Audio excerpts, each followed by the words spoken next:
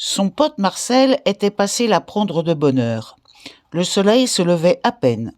Ils avaient un bon bout à faire pour rejoindre Trouville. Et ils godillaient avec ardeur. Il obliqua à tribord et s'échoua sur la plage qu'elle traversa. Il lui fallait remonter toutes les planches, il n'y avait pas de temps à perdre. En route, il vit un étrange petit bonhomme qui poussa un cri déchirant lorsqu'elle le dépassa. Elle perdit sa trace sur le pont de l'Europe. Elle traversa la gare Saint-Lazare, elle avait une correspondance pour la gare de Lyon. Elle eut à peine le temps de siffler un café que son train était en gare. Dans le compartiment, sa voisine était une Américaine.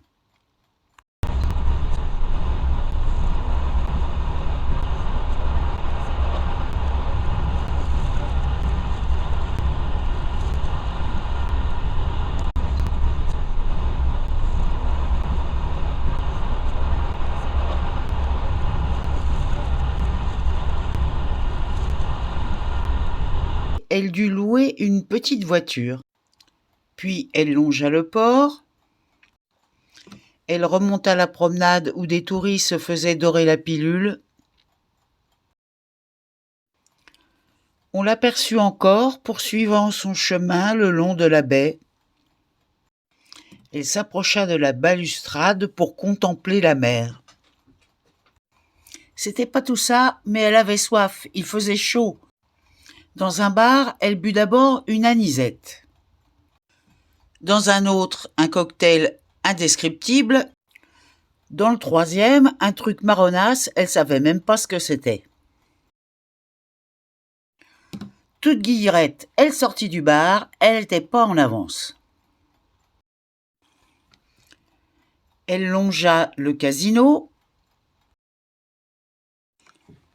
fit absolument n'importe quoi sur un petit pont,